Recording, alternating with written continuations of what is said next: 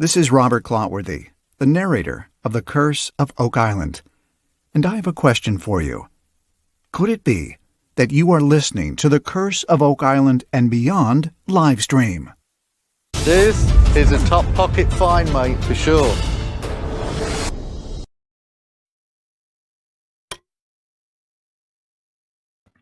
Hey, how you doing tonight, everybody? Hey, and welcome to the Curse of Oak Island and Beyond live stream. I am your host, Jeff Freeman, and right over here, I have my co-host, the 17th century silver-haired guy there, Jack Campbell. How you doing? Good evening, Jeff. Oh, that's a kind I of wish you could. I really wish we could have fit that in. Yeah, we asked Robert Clotworthy when he did that little piece there for us. We were talking to him about doing a little script for us, and I was going to have him call Jack the 17th century white-haired relic. Oh, hope you guys are doing all right tonight. Boy, I tell you what, it's certainly warm up here tonight. I had to actually turn the air conditioning on for a few minutes here for a little bit to kind of cool it off a bit. But I hope you guys are all doing well. Hot over there tonight, Jack? It is 82 degrees right now. We're talking 90 all weekend long. Yeah, you know what? I'm not going to complain though, because it's been cold and I'm ready. I'm ready for the warm. Oh, I'd rather 90 is better than 9 below anytime. Yeah, you betcha. How you doing, Pat? Pat's here with us here tonight. Don Brents, glad you're here. Hamisha, hello. Don Burns, glad you're here. Sharon's here. Jan, of course. And again, thank you so much out there for all the hard work that Linda and Jan do for us. This group here would not exist if it were not for Linda and all of her hard work and Jan being there to help her and get things done. We really appreciate you both very, very much. Thank you for all that you do. You guys make this happen. So we really appreciate you. Yeah. Hi, Tom. Darlene, how you doing? Over on the YouTube side, we've got some couple of new faces over here. Our faces are names. Houston, Texas, Dave. How you doing, Dave? Glad you're here with us tonight. Let's see who else. Dave. I'm gonna Shantu. How you doing? Glad you're here, David. So yeah, that's and I had there for a little bit. I was watching the feed over on the Twitch side, and it was stuck there for a bit. So I was hoping hopefully it's working okay on that side over there for you guys. Appreciate it. Hey, I wanted to take a minute too and talk about the you hear us talking about subscribe and you see the little button popped up there that I show sometimes. And I wanted to kind of give I did this a while back, and I kind of gave a little explanation of why we do that and why we ask for that. And I thought it might be time to do that again because we got a lot of new members. I mean, we're closing on 5,000 members. Can you believe that, Jack? I'm just blown away by that. You see, when we started in the middle of November, we were hoping to have 1,000 if we were lucky. Yeah, I thought first year, man, if we hit 1,000, I'd be so happy about it. And here we are. We're actually going to close on 5,000 members. That's on Facebook. That's just on Facebook, and that's just phenomenal. And I can't thank you guys enough for all of that. Dana Sanderson over on the YouTube side. Welcome, Dana. Glad you're here. Love that hat, Houston, Texas, Dave. That's cool. I like that. I was showed horses a lot when I was younger, and I had all the stuff. For many years we had a horse farm, so yeah, I miss those days. So anyway, getting back to the whole thing about subscribing, and then we're going to jump into the drilling down that we all watched last night. But real quick, I just wanted to say we asked for the subscribing on YouTube because YouTube, as I mentioned before, doing this live show and setting up the studio that I have here, it costs money. It does. It just simply does. We have a service that we pay for that we put out that way I can live stream to. It's called StreamYard. And this way I can live stream to YouTube, Facebook, Twitch, multiple places at the same time, multiple YouTube pages, multiple Facebook pages. It's really a good program, but it costs money. So we have to spend money on that. I have my call-in phone here that costs money. I mean, there's just different things that come into this. Okay. And so we ask for subscribers on the YouTube side because we can monetize over there. And what that means is that once we get a certain level, and that is the levels that they have prescribed was 1,000 subscribers and 4,000 hours of viewing time. You have to reach those two goals first before you can monetize. And then monetizing means it plays a little commercial in the front. You know, you've seen them before when you're on YouTube, and it counts down to 5, 4, 3, 2, and then you can click skip. Well, each time that happens, the creator of the channel gets a little bit of kickback for that, a little bit of money to help pay for things. And that's why we ask. I'm at 500. We're at 516, I think, as of today, That's 516 516 as of today. subscribers. And so that's why we asked for that. We need to get to 1,000, and I don't want to push people about that. It's not something I want to do. But I just wanted to say that's why we ask for the subscribers, because it really does help us out and help to pay for all of this. So, and we want to be able to keep bringing content to you guys. And I just love doing it. I really do. And I wouldn't ask for money in any way, shape, or form like that. So we do have that's something we don't believe in about. Now the hours we're in good shape on right now. Oh yeah, we're well over on the hour. We're like 4,600 on the hour. So we're doing really good on that. But it's just the subscriber side. Also, we do have a Patreon channel. It is jfree906. If anybody, and I do have one patron out there, Tom Burns. Thank you very much.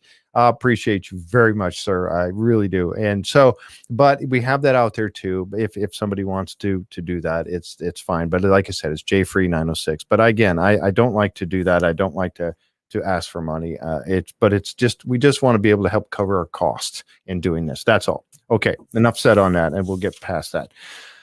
So, if you subscribe on YouTube, or you can on the Twitch side, you don't want to. If you subscribe, it actually costs you money. On Twitch, you just want to follow. Follow doesn't cost you anything, and that way it lets you know when we put new content up. Okay, drilling down, man. I'm tell you what, this was the last show to give us something for season 8, wasn't it? And I in a way, I hated to see it go. I mean, I was looking forward to it, but on the other side, I'm thinking, man, oh man, what do we got left now, right? I mean, it's but the top moments, Rick and Marty's top moments, and I think they were very good. I think that Matty Blake, as always, does a wonderful job on the drilling down. We really like Matty. So. And it was, we I love thought it was, having him on too, and we've had him on. yeah, and he was great on the show, and he's coming back. We're going to have him back over the summer here. We're going to bring him back. He kind of hit the circuit for with our show, and he was also on Dustin and Deidre's Could It Be Oak Island podcast. He was on their show as well. So I didn't want to get him back too soon, kind of burn him out, but he will be back. And and I got a cameo that Jack and Linda and Jan had got a little cameo from him for me, and it was really cool. I'm going to play some bits and pieces of that as we go along over the summer, but that was really neat. It was like a little early birthday present for me. It was really cool. So, all right. So, hi, Judy is here. Judy Rudabush, thank you for coming tonight. Appreciate you. Karen, Frank is out here. Frank, how you doing? Man, it's good to see all you folks coming by tonight and helping to share with us the Amy final. Schultz is here. Yeah, yep. The final drilling down of the season, right? And you know me, I got my pictures. We were talking before the show started here that we always meet and talk a little bit before the show started. And I was like, she's like, well, how many you got tonight? All your 100 pictures. I went, no, half that.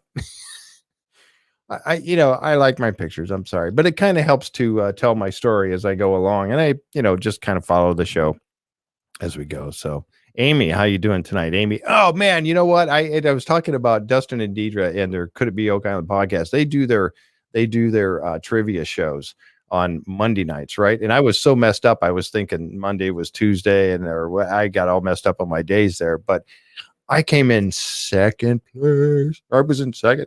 I couldn't believe it. Yeah, I made it the third once a long time ago, but then it was hard. They had 30 questions, but I was, I think I 22 correct out of 30. So you would think that's not really, but I actually brought it in. It was, I forget who else was with me. There was a couple people that had 22 correct, but even the winner, I think, only had 23 correct out of 30. So, but that was fun. Always a good time over there at their trivia show and stuff. So I think that was the last one they're going to have for a while. So. But that was a good time. Really enjoyed it. So drilling down, Rick and Marty's top moments. And it was kind of neat because like I said, Don said you rocked it on the trivia. That was a lot of fun. I thought I was going to even do better because we were getting to the I was getting to the point where I hadn't missed any for a while, and then I finally missed a couple, and then I thought, okay, now it's going to go downhill quick. But it was good. It was fun. It's always a good time over there on their show. So, all right. So we're going to bring up, okay, we got our first one, of course, our big first picture, of course, the drilling down, the big splash screen that they have there. And then again, the name, okay, Rick and Marty's top moments, all right. And then the island. I just love these pictures. I love these aerial pictures of the island. I know I probably bore you guys with these things, but they're so cool. I just love them. And this one obviously is from a while ago because you can see that the hammer grab crane is actually working in the money pit, and of course then there's the cofferdam in Smith's Cove before the bump out. So I mean that was a couple seasons, 2-3 years ago, at least. Yep. So that was. Linda said there is going to be more trivia on D&D. She just messaged us. Oh, did she? Oh, okay, yes. Cool. All right, that's good. Let's see. Well, let's see. More trivia coming on D&D. All right, cool. Linda said something that we kind of laughed about earlier as it was talking about bingo, Oak Island bingo. I forget who's the one that actually said that. Somebody said Oak Island bingo in our chatting or whatever, and I thought, man, I don't know how you'd set something like that, doing Oak Island bingo. I don't know. That'd be hard to set up, I think. Hi, Barb. Barb's here with us. Wanda. All right, Wanda. Glad you're here. All right, so there we go with our first picture, of course, the Oak Island aerial shot that, like I said, I enjoy so much of those things. And then we start off in the war room, right? And so in the war room, you got, Matty Blake there, and a great host. Matty is such an awesome host of this show, and great guy. You know, we were, like I said, we had him on the show, and we had a great time talking with him, and covering a bunch of stuff that he gave us some inside information on the show and everything. That was really good. And there he is with Rick and Marty. I'm sorry, go ahead. What was that? And a tease, a good tease. Oh, yeah, he did. He really teased up the season finale. And, his big thing, and as we will get to at the end of this drilling down, was what Dr. Ian Spooner came up with. So that at the end of the season, and wouldn't that be right to be right at the end of the season, of course, when they have one of their biggest finds, but so and I like these pictures when they show these guys when they were kids, because it reminds me so much of, because they're from the UP of Michigan, the Upper Peninsula of Michigan. That's where I'm from. I'm from the Upper Peninsula of Michigan. Was that Maddie's idea? Oh, it was. I guess it was Maddie's idea, the Oak Island bingo. Yeah, that was Matty that talked about that. Yeah, you're right. I forgot it was in the chat you were having with him. Because I look at the coats and stuff, way back in the 60s or whatever, and I guess that'd be right around the 60s right there. And that's it's kind of like me, I mean, when they first saw the that's what got them started, was to see the Reader's Digest, the 1965 version or edition. Was it June 1965? And I would have been well, I won't say, but I would I was around then. I'm an old guy, as you can well tell, with all the gray hair. But anyway, but yeah, that looks so reminiscent of when I was a kid living in northern Michigan in the UP up there. Now they were from the western side of the UP, and I was an eastern UPer, but January 1965. Thank you, Linda. Anyway, that old car in the back, it's really cool. Yeah, I was a toddler. I know. Yeah. Just a young lad. But the picture that I remember, and we were talking about this because, of course, I would have been, just a young lad. Hi, Razor. How you doing? I would have been just a young lad at the time. And I wouldn't have cared about about the Reader's Digest when it first came out in 1965. But years later, and I was trying to remember exactly where I was, but there was I think it was an aunt that had all these Reader Digest, and I remember going through them, and I don't really remember the talking about the money pit and all that, but I do remember this picture right here, and that's why I grabbed this one, because it just that picture right there, I have a memory of this particular shot. That was Marty's remembrance right there, if I remember correctly. Yeah, and it was really cool how he was asking. Matty was asking Rick and Marty, if they remembered when that first came up, when they first talked about the money pit and Oak Island, and Marty was like, well, I don't really recall, but Rick did. Remember, he was talking about, yeah, we had to come in, and it was the same for me. You come in from school, especially in January, you had to get off your boots and stuff, and then change your clothes, because you had school clothes, and then you had the clothes you'd wear, around playing or whatever. So come in and change your clothes. And that's when they were sitting on the bed and they were looking at this Reader's Digest and kind of going over that. And Rick, and it's so typical of little brother, big brother. And Rick or Marty looking up to his big brother and deciding that whatever he says is golden. I mean, if he says that there's money there and that, or something to be found there or whatever, that Marty's going to go right along with that. And so he carried it all those years that he carried. But again, if you notice, he even talked about then, he wasn't so big on the treasure back then as he was about the story behind it and the history behind it and all that. I think he made a comment about that, on the show, when they were meeting in the war room there. But then one of the first big moments was of them finding the Spanish Maravidi in the swamp. And that right there, that was in season 1. I think it was episode number 5.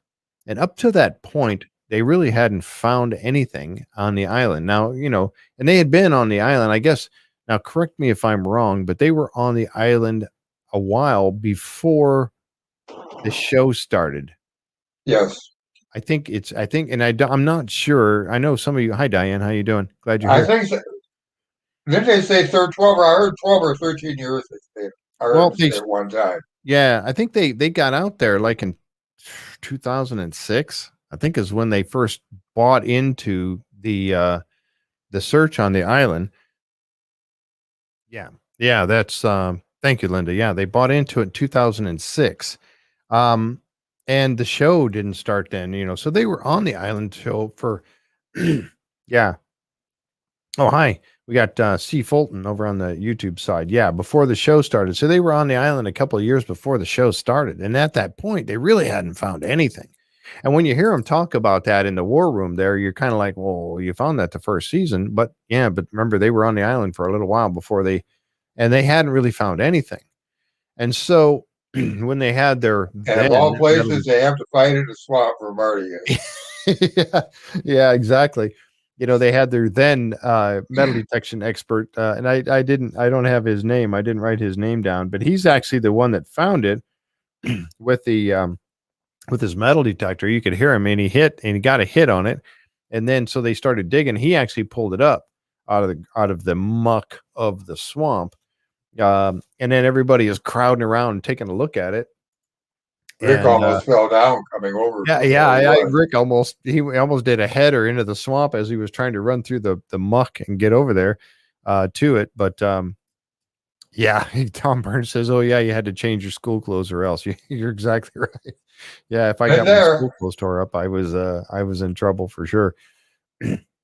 But so yeah, they all come over and they gather to take a look at this thing. So this was their first big find, and at first real find actually at all really on the island. And it was the start of many things to find coming down. Hi, Deidre. I'm glad you're here. As they got started, it was really their first find, and it vindicated Rick with Marty. And you saw that, because they were talking, they gave him a brotherly hug there when they were still standing in the muck of the swamp, but they all gathered around to take a look at this thing, and this is what really got it going. This is what really got them really invested into it. They were, obviously they were financially invested into it already, but this is really what got their interest, at least for Marty too, got his interest. Yeah, I think this is where Marty started to think of maybe something's going on here that is real. Exactly. Maybe there's something to this after all. And again, of course, he hated the swamp with a passion. He mentioned that on the show. He just hated the swamp. It smelled. It had mosquitoes real bad. Yeah, and it's it is very reminiscent of northern Michigan when it comes to that, the swampy And when areas. they were working in a swamp, you got to remember they didn't have machinery and everything else. It was Yeah, yeah. all moving plywood by themselves. Jumping from plywood platform to plywood platform, and yeah, and you're just yeah, I wanted to put the phone number up too. I forgot to do that. So thank you, Jan's, reminding me to get the phone number up. I wanted to put that up. If you guys, whoever wants to call in, you can give us a call, and we can talk about stuff. If there's something about that or anything else that you want to talk about concerning the show, is all good. So we can do that anytime. Yes, yeah, the skeeters will carry you away. I know. I've actually got one right back there next to my plasma ball. I got the plasma ball. That thing you see sitting next to the plasma ball is a Michigan mosquito, giant thing. That's that's my shelf of all my happy things that I got back there, and that's one of them is that big giant mosquito. I camped up there. I know all about them. Yeah, yeah, they were pretty fierce up there. They would definitely. Oh yeah, and the black flies too. But anyway, so this was really cool is when they showed the back of this thing, 1652, they were able to actually figure out the date that was on this thing. And just a phenomenal find in the swamp. Now, why would that thing have been in the swamp in the first place? Right. It's just a fantastic thing. And if they hadn't found this, how long would it have been before they really got something that was meaningful to carry them on, right? And then you think about that, they really, really needed this find to build their enthusiasm and keep them full of energy going into the next 7 seasons, and now coming on season 9 of continuing. They probably never would have gone back to the swamp. Yeah. Oh, yeah. They might have. 1652 is the date on there. You can see the 5 and the 2 right here. On the side of it. Then they had that enhanced so you could see it better, but I didn't grab a picture of that. But yep, a Spanish Maravidi, and it's really a cool find. And then, of course, the other cool moment of this was tramping their muddy clothes and everything. Look at you can see some of Rick's clothes right here in the corner about how nasty and dirty he is, and Marty up to his chest in the muck. But they come stomping into Dan Blankenship's house, and they had to show him. They had to show him this because Dan spent years and years and years on the island doing all of his thing, trying to come up with something, and find the money pit and find the treasure. And this was one of my favorite moments too, Misha. It really was for this find to come out and have them come over and show Dan Blankenship. And when this was a shot, then I grabbed it because of what it says, but also the look on his face. Now they come stomping into his house, all covered in muck from the swamp, and they had to smell. And so they come in the house there, and in the next picture that I captured was so emotional for me. I don't know about you guys, but that one right there, when he was examining it for the first time, and you could see his expression on his face change as he's examining this thing, and went from like, oh, what is this, to, oh my gosh, what is this? And that's that look right there is, oh my gosh, look what you guys have found. And he almost, I don't know, I want to say he almost teared up there for a minute, but he really did get kind of emotional. And it was so, it showed that, there is something to this after all. And they're like, talking to me, he goes, I know what it is. He was well versed in that. But I grabbed that picture just because of that, the look on What his did he face. say? I think the first time in 48 years I've held something that truly says what I have been saying all along. Yep. Yeah, exactly. So was it a treasure? Yeah, in a way, it was a small treasure. But again, it was something very happy for them to, very good for them to find because it carried them along. And yeah, their looks on their faces, I'll jump back. And look at their faces. They're just excited to show him. They can't wait to show this thing to him because, and he was the legacy. He was the guy, the man, him and Fred Nolan. were the men that they had done this for so many years that they had to show them. So yeah, they were all excited. And you see Jack Bagley back there with a big smile on his face. So yeah, so they showed him that thing, and then that just made the moment right there. So that was definitely one of the great moments of the whole this far in 8 seasons. That was one of the great moments right there for sure. And the thing with Dan, was, and again, now we're going to jump into the U-shaped structure. Dan had some good finds. Did he find a bunch of? He did find some coinage, I think, and stuff like that, but never anything quite that old. 1652, nothing quite that old. But he did discover the U-shaped structure. He was looking for the flood tunnels in Smith's Cove, and he found the U-shaped structure. And that was the picture of his find when he found the U-shaped structure, and the tools and the machinery that he had at the time. Mm-hmm. Yeah, he did. He found he found those scissors too. There was a pair of old scissors. There were some interesting things that he found, and I think they're all in the. And to think about the amount of work that they had at that point to do that. Mm-hmm. Yep. I mean, compared to the copper dam. Right. Oh yeah. Yep. Yeah. So there was some other, there he had some, and you guys probably have seen, and some of the finds that he's had over the years, but this 10x, I know, and that's something I think John is really, really, and I've talked about that before. His being able to find 10x by using divining rods just simply blows me. I've said this before. You guys have heard me talk about this, but it just simply blows me away that he was able to determine that there was a cavity down there 180 feet underground, or more than that. I think there was 180 feet to the top of the 181 feet down to the top where it changed to a smaller can, and then went down even further down. But he knew there was a chamber down there, and then 3 feet, I want to say. Yeah, something like that. And then for him to go through the expense of, like before he actually nailed it down, and then went to the expense of putting in his version of the caissons. I mean, man, oh man, just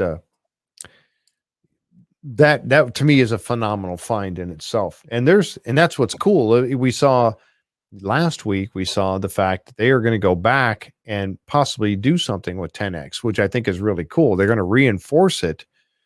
And then once they get it reinforced, because he said nobody's going down in there right now in the condition that it's in. Well, those are old tanker cars that have been down there for years. Well, since the 70s, Yes. Yeah. And they've been in water, most of them have been in water all that time, and they're just deteriorating and rusting away. And so now they're going to go down and they're going to reinforce it. I think that's what they were talking about. Yeah. Tankers put on their sides. Yeah. He cut off both ends of these tankers, railroad train car tankers, cut off both ends of them and welded them together and that was his version of a caisson to get that thing in the ground. It's just amazing what he went through to get that done. Just the expense alone, just to get them to the island and weld them together.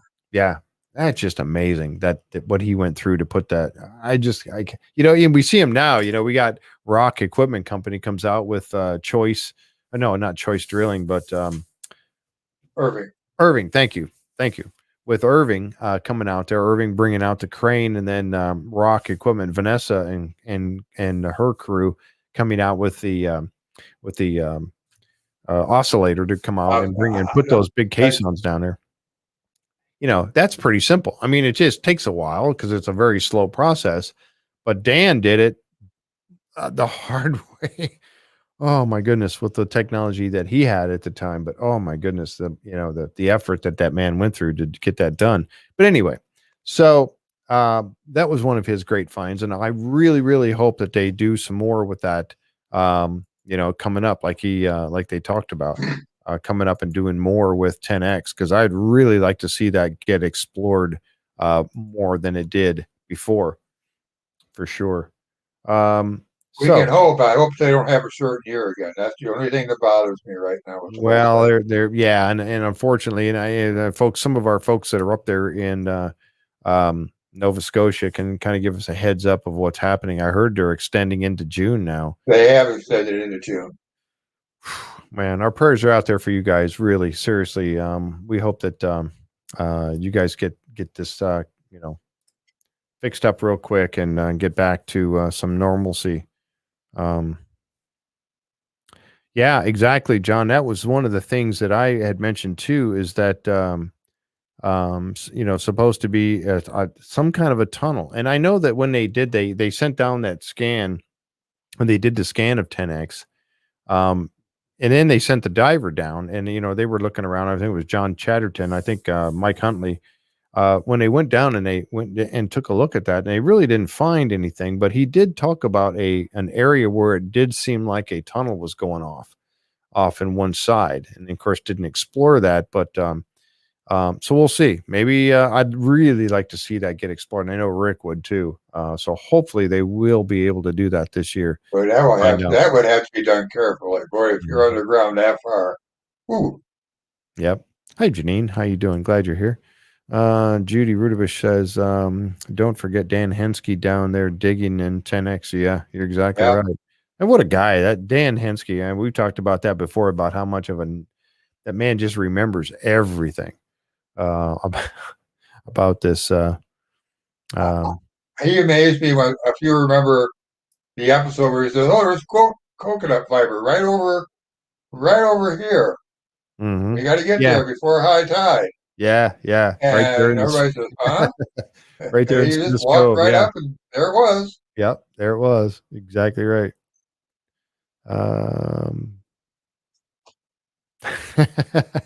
Yes, indeed, Linda. Yeah. Well, you heard what I said about that today. Yes, we do. We pray for all of you up in that area for sure. We hope that that this whole COVID thing doesn't hit you guys too hard. Yeah, later in June. Later in June. I hope so. Yeah, and that's just going to crush everything for getting. They're going to be later. I mean, they didn't really get out there and get going until into July last year. So looks like that might be a case again this year.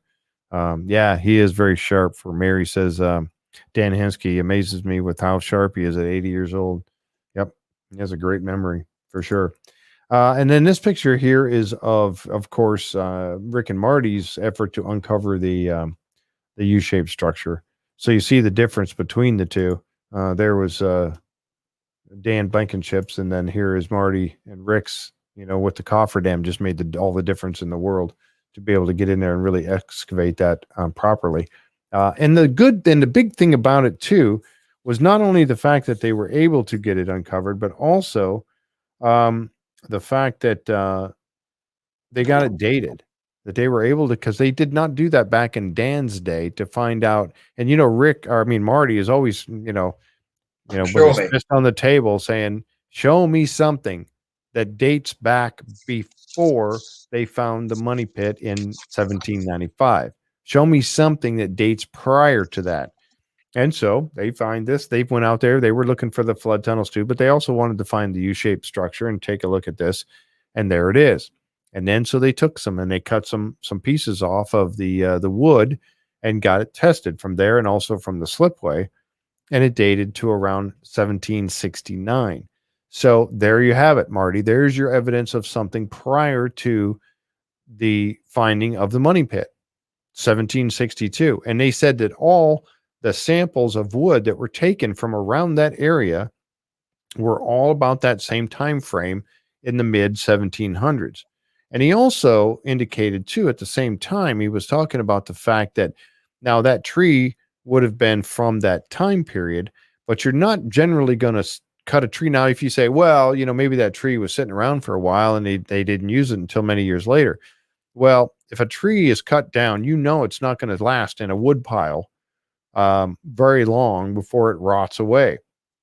So generally, when you cut a tree down and you're going to use the wood for something, you're going to use it right away. You're not going to leave it in a wood pile for another 50 years for it to rot away to dust.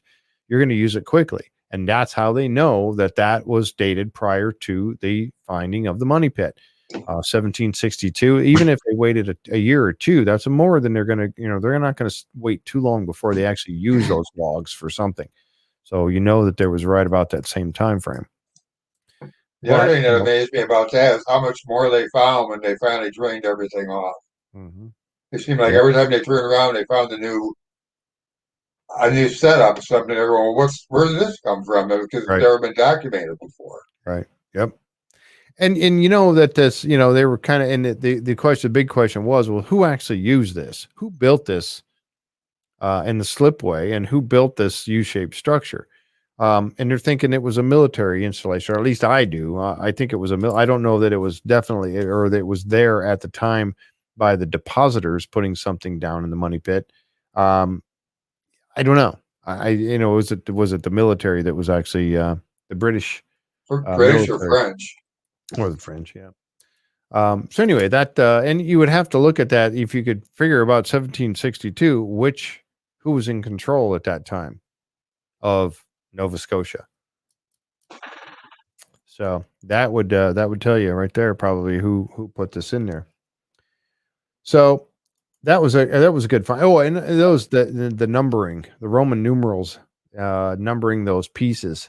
And again, that was also very significant. The fact that they would have brought those up, and you would have to cut all these, and then have them, you know, marked as to how they went together, which piece went with which piece, and then hold them into place and put them. You know, same thing with the ones that they sent down in the money pit. They had to be numbered so that you knew by the time you got them down there, you knew how they fit together. So you did it up top side, and then you sent them down with the numbers on them so that they would be able to be assembled properly with the way they were cut. So, yep, really cool stuff there. And then this shows about the dating of the rings. And there's that 1769, but this shows you how they date the rings of the age of something. This particular tree goes I from saw somebody do that one time. Man, I think I'd go Amazing. blind trying to figure out all those little lines and everything else going through. I mean, Yeah. that's an art. I mean, let's face it, that is an art. Mm-hmm. Yeah, 16th century Legos. Yeah. Yeah, for sure. Trying to put those pieces together with they're numbered like that. Yeah. That's interesting. Or Lincoln Logs. Come on, Lincoln Oh, Logs, Lincoln right? Logs. All I right. had Lincoln Logs. I used to play with those. Lincoln Log. Boy, does that date me or what? Right there. What was the metal? What was the metal? There was a erector set that you put together. You could make little machines running and stuff with these. I forgot what that was called. Somebody will more like Lincoln Logs, John. Yes, exactly. Lincoln Logs. Erector set. I don't remember what that. Anyway, I digress. So anyway, and then the next big find. Who has Lincoln Logs? Linda has Lincoln Logs. You got Lincoln Logs there at the house? It's gonna have grandkids. Yeah, exactly. Yeah, it was the erector set. Okay. Is that what they okay. Yeah, I remember playing with those too. All the little screws and nuts and bolts and stuff. Yeah. Anyway, so and this was one that is what it was called. Okay. All right. Erector set. I love those things. So here's the big find for me right here was this. This is my number one also. Yeah, definitely. I think that you know, it really hit me hard when they found this. And you've heard me talk about what my theory behind this thing is. I've mentioned it a few times on the show, you know, and I guess I could say it again, but it's my theory behind this thing was that it was not lost. Hey, Carmen Leg, Meccano, is that what it was? Meccano, Meccano, Meccano. Is that what I don't know? The erector set, Meccano erector set. The finding of the lead cross to me was one of the big deals because I always wanted to feel that this thing, the lead cross, was something that I wanted to say was not simply lost. Now, something like this big probably was not worn around the neck, at least not like I do with the underneath. It would have been worn around the outside possibly, or on a chain that was put and hung from your belt or something like that, right? And it is possible that it broke off and got lost, and the person who lost it never knew what happened to it and looked for it. But I always wanted to believe that it had something to do with blessing the island.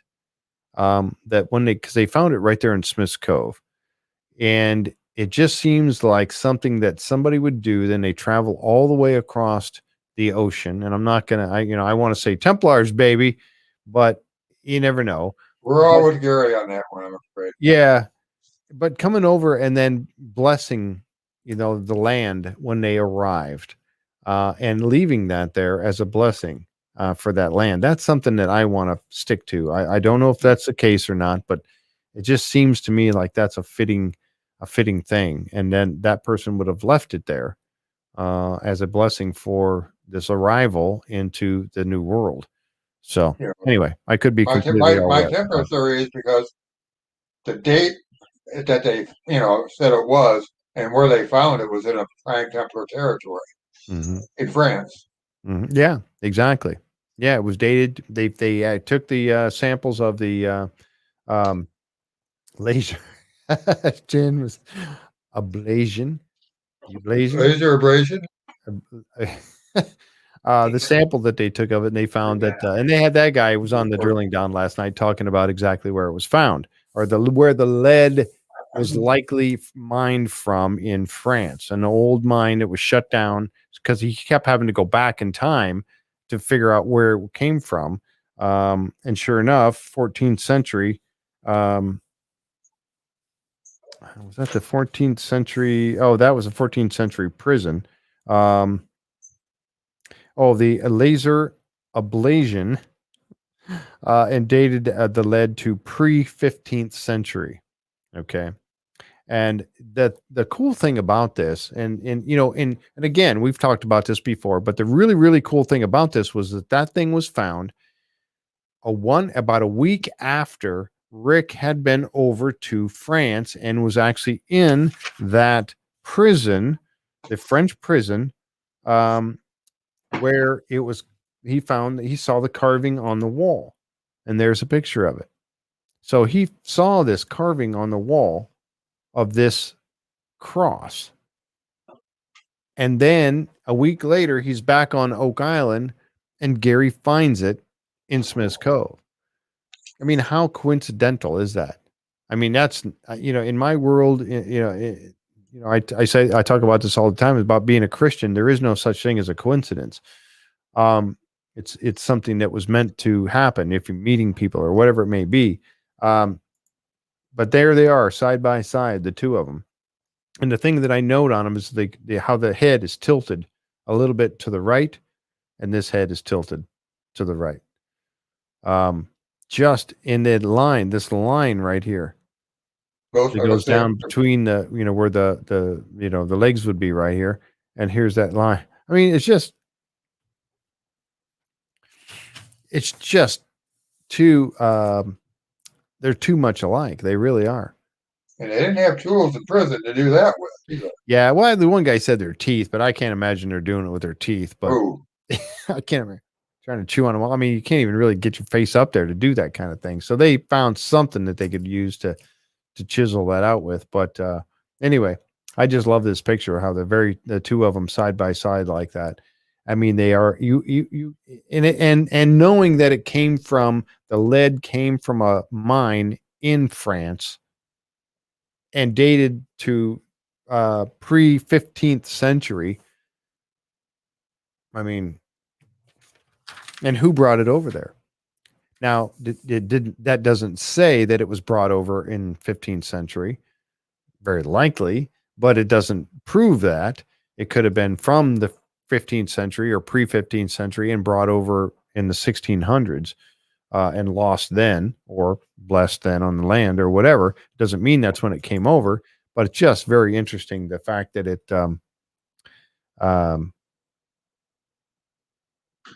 the fact that they are just like identical. It's not a coincidence that these things are so identical to each other, with all the little features, like I said, the head leaning to the right and everything. It's just, yeah. All right, one of my top moments for Gary is when they looked over at Gary. It's probably the biggest smile we ever saw them have on the island. Mm-hmm. They were in the war room. Woo, woo, woo, woo, woo. Woo-hoo. I had to do that. Oh, that was like, that's Gary language right there. That's what Marty was saying. Yeah. Woo, woo, woo, woo, woo. So anyway, that was that was really a cool find. Yeah. Yes, exactly. Carmen, very good point there. Carmen just made was the fact that that is a square hole in it, not a round hole, but a square hole. Why a square hole? You know, I mean, that's that indicates an age. Yeah, 5 woos. Yeah, 5 woos is significant. Yeah. So, you know, just so much about this thing is so telling. It really is. I'm just fascinated by it. There's more to this than meets the eye. Hi, Jenny. Jenny's here with us now. I see that. They removed the teeth first. Don't think that it was understood that they had chewed the carvings on. Right. I know. That's what he said, their teeth. And I'm like, They what? Yeah, I gotta chew it with their teeth. I mean, yeah, maybe if they lost their teeth and they could still keep them around, or if they didn't have anything else, I suppose. But man, you would think that's a tough way to go, right? How long is a tooth going to hold up in that?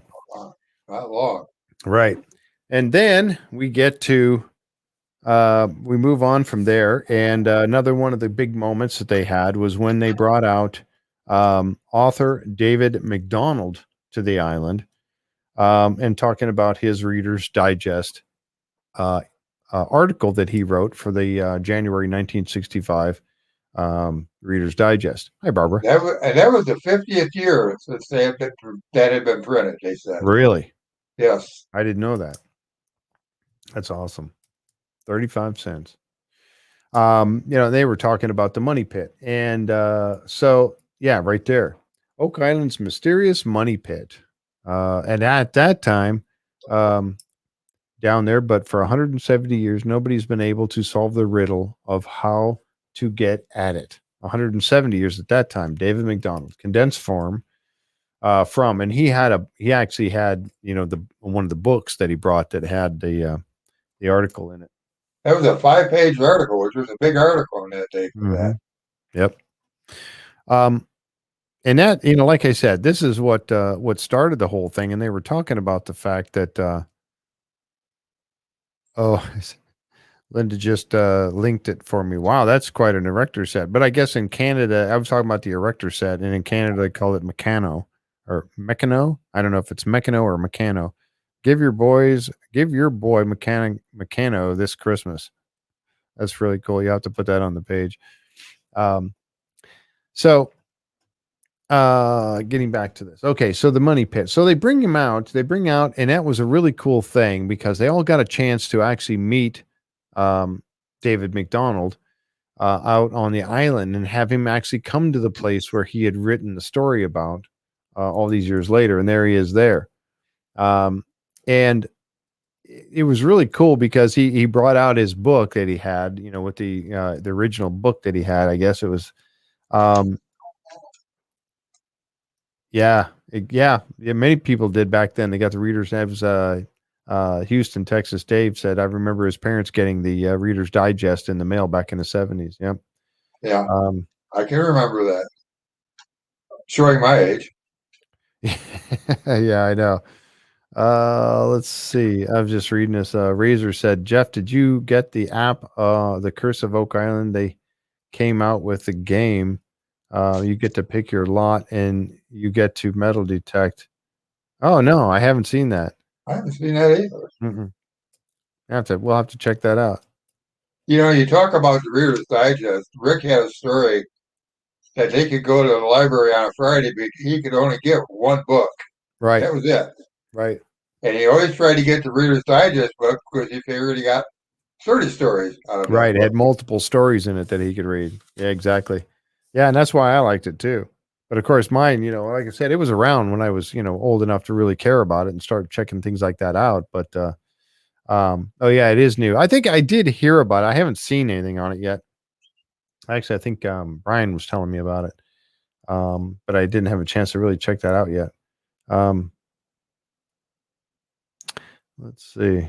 Anyway, David McDonald coming out to the island, and then he was talking about, I think somebody asked him, Marty. I think somebody asked him and said, if you didn't write this article, what happened if you didn't write this article? If you never wrote that article and got that into the Reader's Digest, those two men right there, Rick Lagina and Dan Blankenship, would not be on Oak Island today.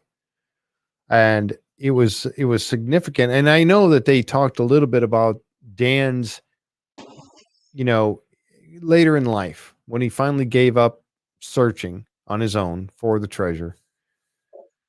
And it came up and he said, I guess he had some misgivings about, what he had done over the years and, how it affected his family and whether or not it was really worth it in the end. All the time and money and separation. And, Dave was living down in Florida still at the time. But it really did affect him. And he was really wondering, Was it worth it? yeah, was it worth it? Did I ruin things by doing this, by getting consumed by this? And he talked about the fact that he had taken that Reader's Digest article and he went in and he showed his wife and she said, yeah. And so what? Yeah. so what? And he goes, there's a treasure on Oak Island. Yeah. And well, I'm going to be instrumental in finding it. And he did. He packed up his family and he headed out of there on his way to, that's a shot of them down in Florida. And there's Dave, and his sisters and of course mom. And they headed out and they moved to Oak Island. Now the girls didn't. And Dave stayed in Florida for a long time. He talked about that on my favorite Drilling Down, was the one about Dan Blankenship with Dave talking about his dad and Dave's life. And he talked about being a surfer and all that kind of stuff. That's a really good one. If you haven't seen that, you really need to check that one out. That's really, really a good, that was in season 8 here, Drilling Down with Matty and talking with Dave Blankenship, and about his accident and everything else. So that was really a good one. But so he packed up his whole family, well, part of his family, and they came to Oak Island to begin this search. And he basically tried once to buy his way in and didn't get in. And then he came back and tried it again, just kind of like how the same thing happened with Rick and Marty Lagina, to buy into the interest into searching for the treasure. But over the years, he did have some great finds and he did do some great work. And it kept Rick and Marty going too at the same time. He kept the dream alive. Yeah, he did. And the things that, like I said, very remarkable, the stuff that that he made it through and the things that he found, like I said, the 10X and all that stuff. It was really, really, he did have some success there. He didn't find what he was looking for, but then neither has anybody else up until this point. Now will Rick and Marty find it? We certainly hope they will, or at least get some answers. Some of his best stuff that he was starting to find, and then he ran out of money. He did, and which has happened to a lot of people over the years. They ran out of money. The same thing with, everybody Hedden, and Dunfield and all them guys. They ran out of money. They got to a point where they ran out of money and they weren't able to get investors to help them keep going with the search. Then they popped over in the next section. They got over to the time capsule. And I had forgotten all about the time capsule until they showed it on the show last night. I had forgotten that they had put the time capsule down. And they went over right there by the Oak Island Memorial from 1795 to 1995, showing the people that had lost their lives. Of course, the Restalls and Maynard Kaiser, and then an unknown person in 1861 that passed away. And then all the people that died, the Restalls, and then the ones that went in to save the Restalls. Actually, I think that the senior was, then the son went in, and then other people went in to try to save them, and they all ended up dying down there. I think they were overcome with It was either CO or H2S. I think it was CO. And I think they had a piece of machinery in that CO was just dumping down into the hole as that machine was running, a pump or something, and it ended up killing them. Really sad and tragic. But they did go about getting this time capsule and then burying there it. goes Brown. Yeah, yeah. And Dave with his crown, when he dropped it in there, it's kind of like, It clanked. I thought he broke it. I said, did that thing break in there? I was hoping it didn't break. I mean, he's dropping a bottle inside of a steel casing. But this was actually a piece of pipe, I think, that they said there was a piece of pipe from 10X. And David cut it, and then they were going to weld the cap on it and bury it in the ground. And so, they were putting all their little stuff in there. In a crown time. And there is David McDonald with this, one of the copies of the Reader's Digest that he was putting in there from with the article in there that started everything, right? Everything in modern times, in the 60s and 70s got it going. And he put that inside the time capsule as well. And then Rick, and got kind of emotional talking about what he was putting in there. But interesting. So it's still there. It's still a time capsule. And someday, I don't know, in the future. Predictions and everything. I really wanted to know what his predictions Yeah, were. I know. And he wouldn't talk about it. But the things he wouldn't. What do you I guess we'll have to wait about 20 or 30 years for somebody to pull I don't it know out. how many years. More than that, maybe. I don't know. We'll see. But one of the neat things about that too was, the Marty's predictions and the Reader's Digest and Rick's letter. And Rick and Marty had that $10 bill in there that he put in, the Canadian bill in there, so they could pay for postage. Never know how much the postage is going to cost in the future with that, to be able to mail that thing, even if they have a post office at that time.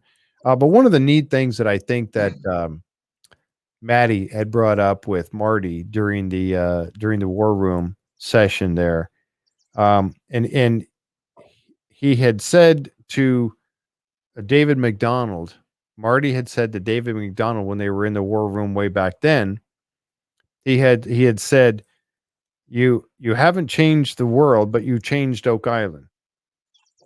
And then he corrected him. Matty Blake corrected him and said, you know what? You have changed the world.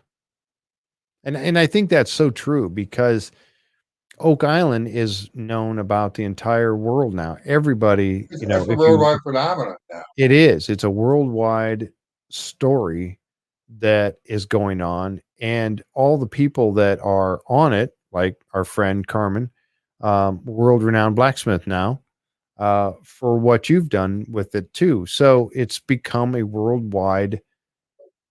Everybody that loves this show, millions of people are involved in this, to wanting to know the history and everything that's going on here. So it has kind of changed the world. I mean, you look at our membership. You even look at our membership. Yeah. And you can see it. Yep. It really has. And, everybody wants to know now what's going on. This has made a difference in the world. And if they are able to get the history of what happened together, and they can prove certain things, it could potentially change the history that has been written about North America. It really could.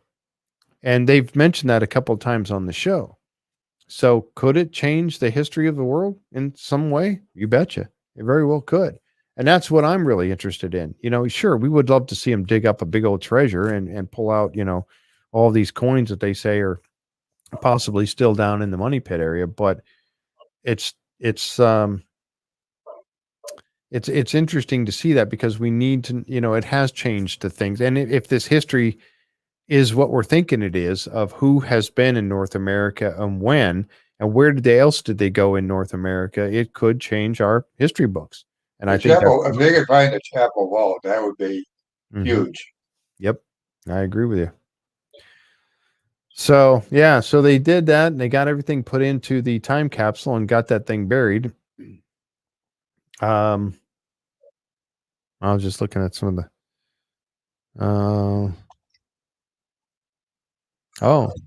I have a copy. Oh, somebody said I have a copy of the Reader's Digest in my Oak Island trunk. Darlene said, I was fortunate to find it on in an online sale. It was in pristine condition. Wow. Oh, I can't wow. imagine how much those things cost now. Let's see. Tom Burns says North American history is being rewritten. Just a question to what extent it's going to be. I agree with exactly right, Tom. You're exactly right. Yep.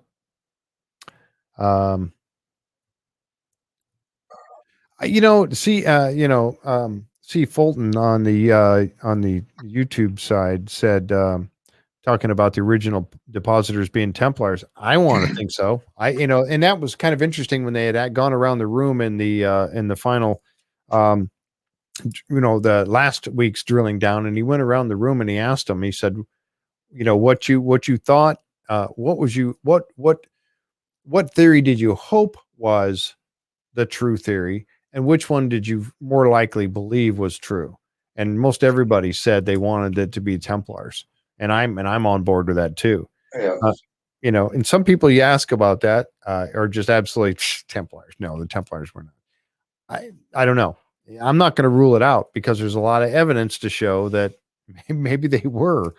We've had many researchers on this show talking about that stuff, and I tell you what, they've got some great evidence to show that maybe they were, or at least people that were still resonates with me time after time after time. Yeah, I know.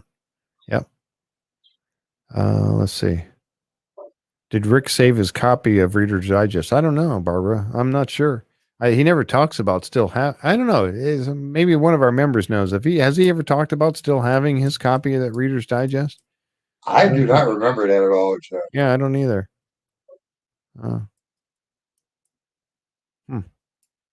Yeah, interesting.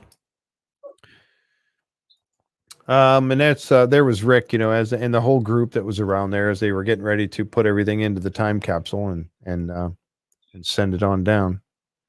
Let's see. I wonder how far they buried that thing. They never did say. I don't know. Yeah, I'm not sure. And I was worried about it because here they got a welder on the back of the truck, right? And they're going to put that cap on there and they're going to weld it. And I'm thinking about the stuff that's in there, the papers and stuff that are in there.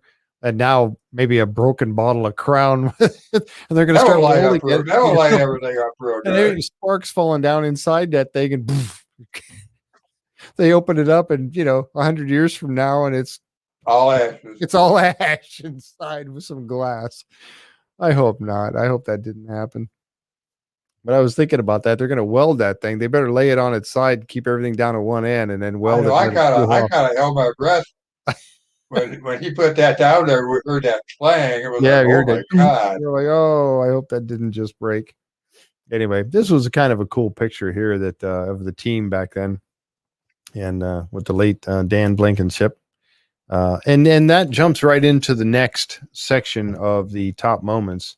Was when they had the moment of Rick being very instrumental in bringing together Tom into and kind of mending that whole thing that went on between Fred Nolan and Dan Blankenship, and letting them both work, bringing both on board, let's say, onto the team.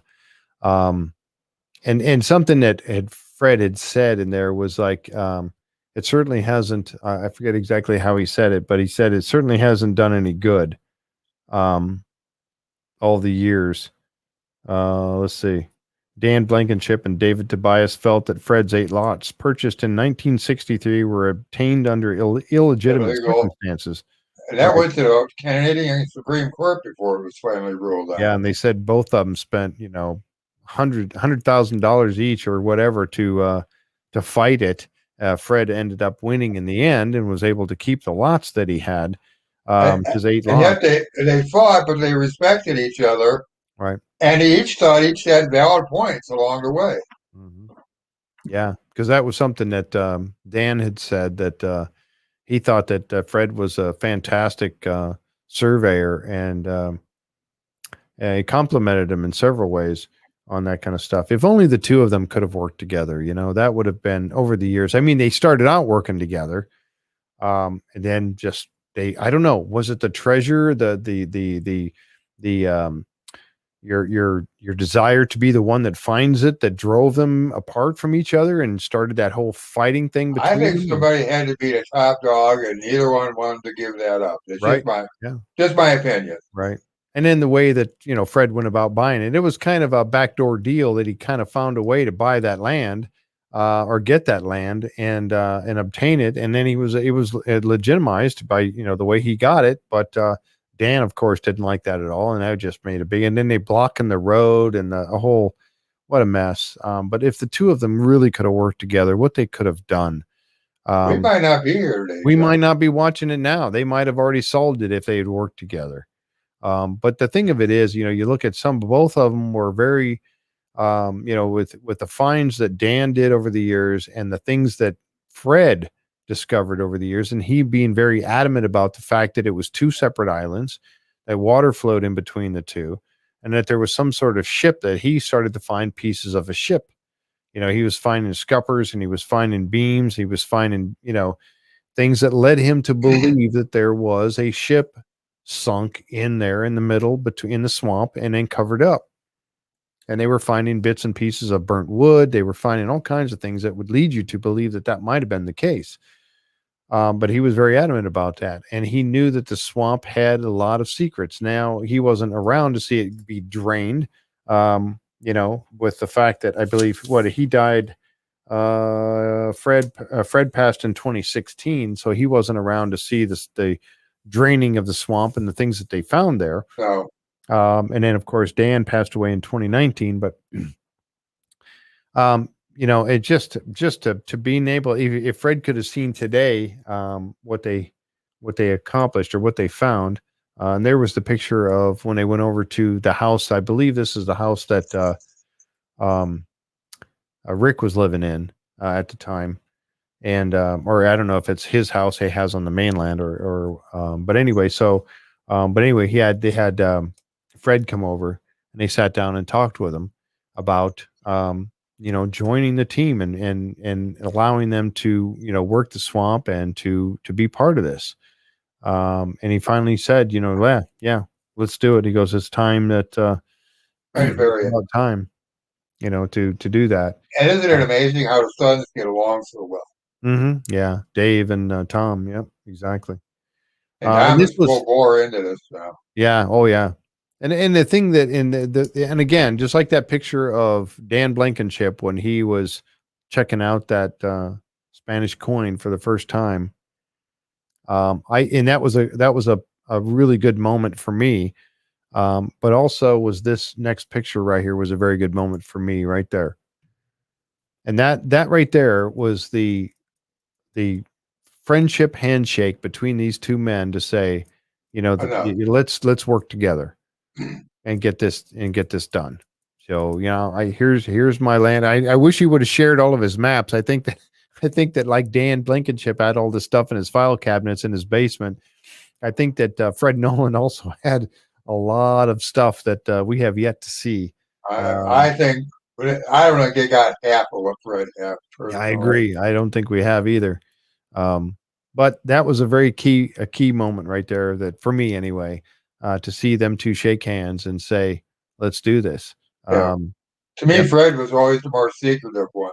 He wasn't about to give up. Mm-hmm. And they never got a chance to know him like they, really know him before he died. Right. Yeah, you're right. Yeah. Unfortunate too, because this happened just like the season before he passed.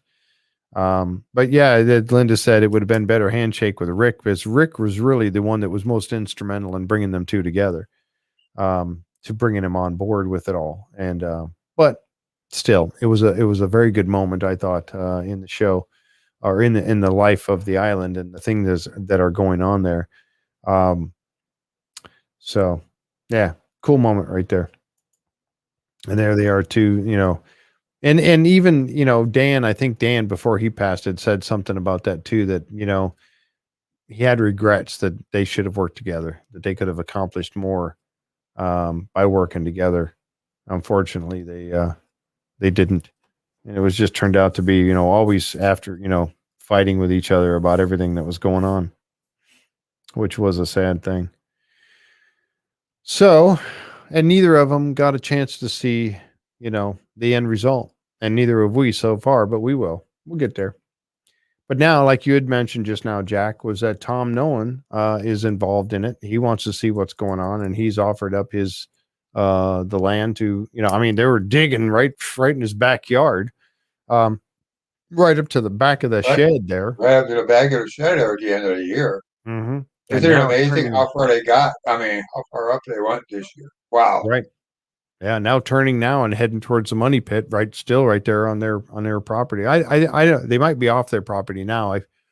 I forget. I'd have to look at a map to see exactly what lots. I don't think he owns lots 15.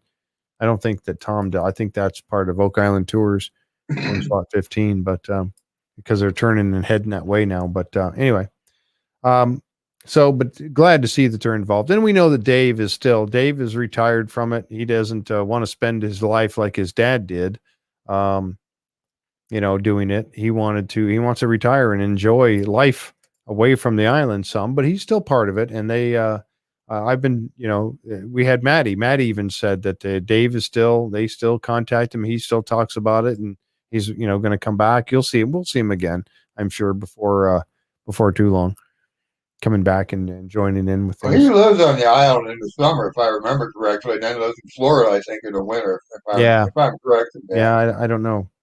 I'm not sure exactly where he, I know he has the house there still. It's over by the, by the causeway coming across. And then we got the swamp, right? The good old swamp. And then this was when they were, lives on the island year round. Okay. Huh? Okay.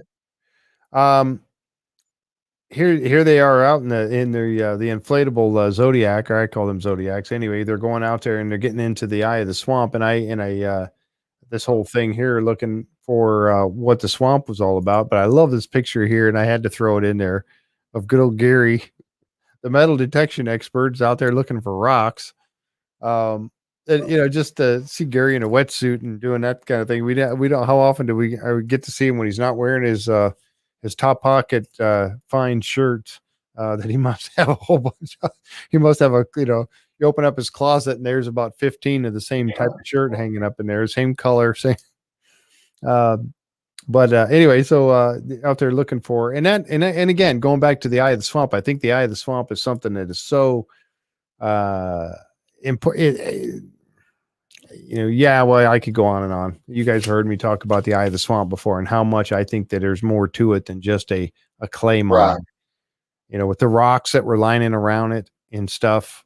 I mean, and the fact that now we know that a lot of stuff doesn't grow there, and it may be because of the blue clay that's down there. But just the fact that it's always remains, when it's full of water, it always remains like that right there. That's the way it looks all the time. Nothing grows there. Is it because of the blue clay? I don't know. Or the rocks that are lined around here that he was finding with his rods that he was looks like rebar that they welded together that he's using. I kept thinking that don't fall in place. Yeah. Don't go under. I just he probably does, Barb. He probably does wear a wetsuit when he's down in Florida, because he does, he lives down there and he's always looking for treasure on the beach and all that. So yeah, he probably does. That's probably his wetsuit. He probably had it there all the time just in case. But it was just funny because we never see him wearing it. The only other time I remember him wearing it was when they found that spring that he went down into with Marty on that one episode.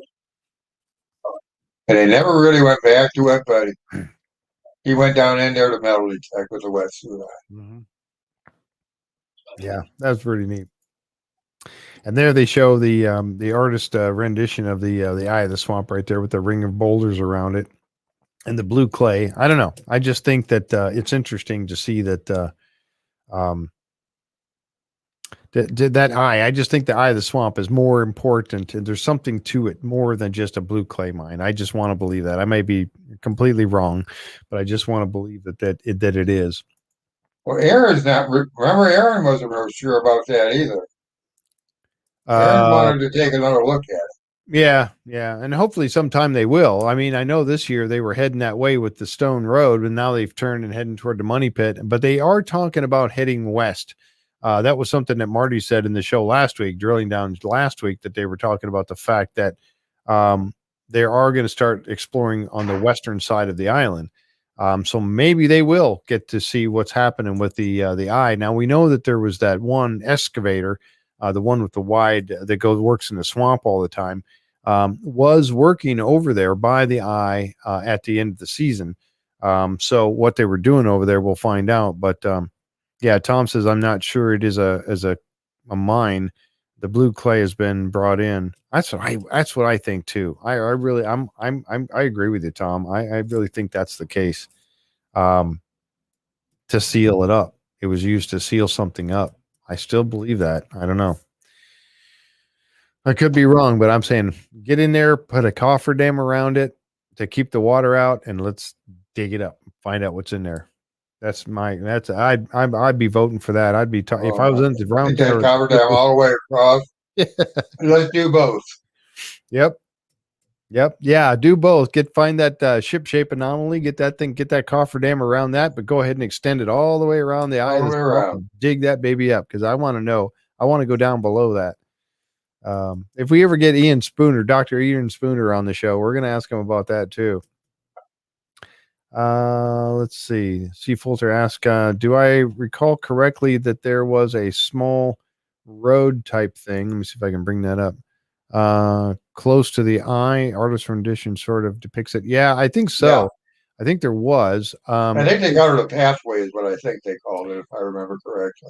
Yeah, they were looking, and they because it kind of where they were following the stone road, and they got up to the back of Nolan's shed there, and then they hopped over. They had like a foundation wall that Aaron Taylor was talking about when he was on the show with us, a foundation wall right there, and then they hopped over that, and then they started looking and finding that there was indeed part of a stone platform or something on the other side that looked like it was heading toward the eye of the swamp. So hopefully they'll investigate, but they kind of turned. They said, okay, well, let's go this way and see where the stone road goes this direction. They were heading towards the Money Pit area. They were more worried about the Money Pit at the end of the year. Was it going to the Money Pit? Yeah. So hopefully this season they'll get a chance to take a look and see if it does in fact go that way and beyond, maybe beyond the eye of the swamp. Because in its, the dating of it, when Ian Spooner found that piece of wood and he dated that platform that they found in season 8, that it dated to 1220. I mean, that's older than the other sections of the road that they dated much later than that. So I don't know. We'll see. But I really think that they need to follow it and see which way the road goes that direction as well. Toward the west side of the eye, or to the eye and to the west side of the eye, and to the west side of the swamp. And see where they go on the island there. But there was a piece of wood. They found that burnt wood and stuff that was over there by the eye of the swamp. They found these burnt pieces of wood again, which kind of led them to believe that it had something to do with a ship that they burned, and just finding remnants of that. And then, of course, this was the platform that they found in season 8, and it clearly is. I mean, you can't look at this and see. It had to be some sort of a man-made structure. You got the smaller rocks and the bigger ones up toward the top. I mean, it was a man-made structure. Ian Spooner was absolutely right when he discovered this, or they named this thing a platform of rock. Now, why would they need all that? Was it because they were bringing blue clay into the eye of swamp, or they were bringing something? I don't know. I don't know. They haven't determined that yet, but. And it had to be for heavy loads, to hold heavy loads. Mm-hmm. Yeah, because this was, absolutely, the carts and whatnot.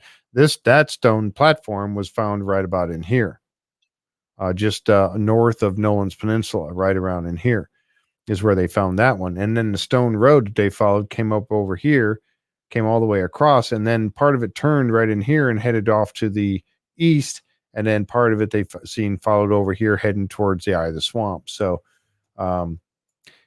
that's what this was here. And then there's I think one more pair. Oh, then of course the stone road that they found in season 9 or season 8. I said season 8 when they found that platform. Was actually season 7. I'm getting mixed up on my seasons there.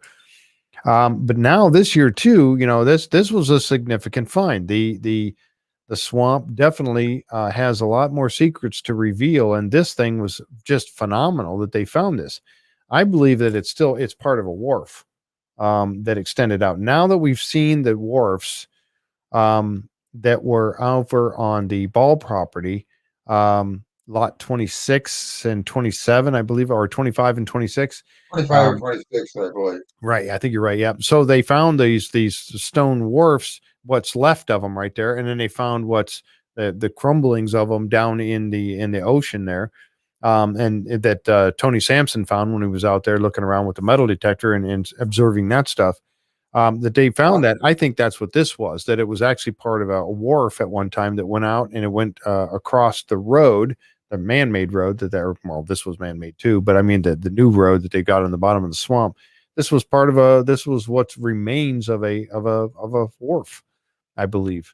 And then of course it comes off and then they followed it off to the left and to the east to see where it went up toward the Ida Swamp. This year, hopefully, Aaron Taylor said he would like to start looking towards the right, go to the right and see where it goes off over this direction over here. So hopefully they will. That'd be very interesting to see what they come up with. And they covered this at the end of the season. They covered it with some sort of a landscaping fabric. They completely a mesh, like they call it. Yeah, a mesh fabric, so that they could actually come back and get to it easier this year when they drain the swamp again, which they're going to do. They're going to drain it again this season, providing they get out there at some point. Yes, that's what Wanda said. It dated back to 1200s. Yep, the early 1200s for sure. The Oak Island Interstate, absolutely. That's Steve. Yep. Let's see. Yeah. Block off the swamp area from the sea, build your road, dig your tunnel, plug it with clay, mark it with a ring of rocks, hide the road to reopen the sea. Simple. Yes. A lot of people. With a roundabout. Yes. Tom Burns. Yes. That's exactly what I think right there too. Well said. I think you're right. Boom. So he brought out, and then they had Tom Nolan. They brought out Tom to see this too. And that's what Tom was saying. My dad would have said, told you so.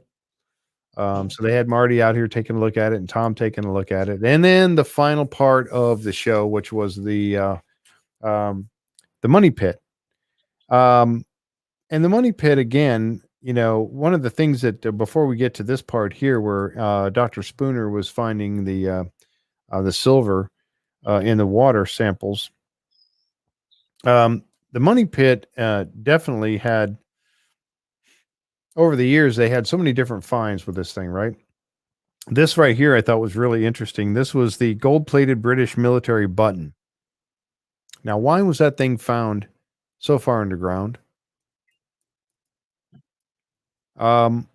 Again, they put in over 100 boreholes around the money pit area and still haven't found the money pit exactly where it was because it's been lost over time.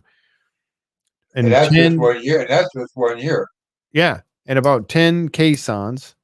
I don't know if it's all been in 1 year, but they have put quite a few boreholes in this thing over the course of time, and about 10 caissons. But they found this piece here, this gold-plated British military button that they discovered. And again, what was it doing underground? And this stuff here, the leather, the piece of book binding that they found, the pieces of parchment that they found, all coming out of the ground deep down in the money pit area. And again, people can chuck this off and say, okay, yeah, there's nothing there. There's no treasure there or whatever. But there's something there. Why was this stuff down there? Come on. I mean, you can't tell me that there's not got to be a good reason for these things to be underground, that deep underground. What in the world was this stuff doing down there? And then the shoe leather that they found, all the different pieces and things that they found underground, the pieces of bone fragment from a European and a European and a someone from the Middle East. Yes. Those bone fragments. I mean, for crying out loud, what were they And the shoe doing? leather and everything was not cheap shoe leather either. It was, if I remember correctly, it No, was they more said it high was an end. upper class person because of the stitching. But even if people said, okay, they were doing for gold and silver and stuff because of the Gold River being right there nearby. They said, oh, they were just mining for gold into there. Okay, so you say they might be mining for gold, but why would there be parchment down there? Why would there be leather bookbinding down there? And the bones, yeah, you could say, well, if somebody died, they're going to just leave the body down there. They're not going to bring that body back up. They're going to leave it down there. And what was it? European, the European and well, we know that you were Europeans over. We definitely know that from the French and the British and everybody else. But I mean, why was this stuff down there? Why was it down there? There's no good reason for, if they were just mining for these pieces to be found, these things to be found down there. They had too many different artifacts that were pulled up from 180 feet, 150 feet underground to simply say that it was mining, or that there was nobody down there. There was not just one country, multiple countries. Yep. So, I mean, does it answer our questions yet? No, it does not, but it definitely, no, yeah, I agree with Linda there. No, we know that it was, there was no good reason for these things to be down there if they weren't down there for doing some sort of, I go back to the thing of they were hiding something down there, and I still believe it was a treasure. Is it still there now? I don't know. I hope they find some remnant of it. But there is also the theory that there are multiple treasures on the island, more than one. Right. Well, and I think that too. I think there was. I really do. I believe that there was. Why this one particular island would have so much interest for people over the years. But but you look at Ian Spooner when they were in the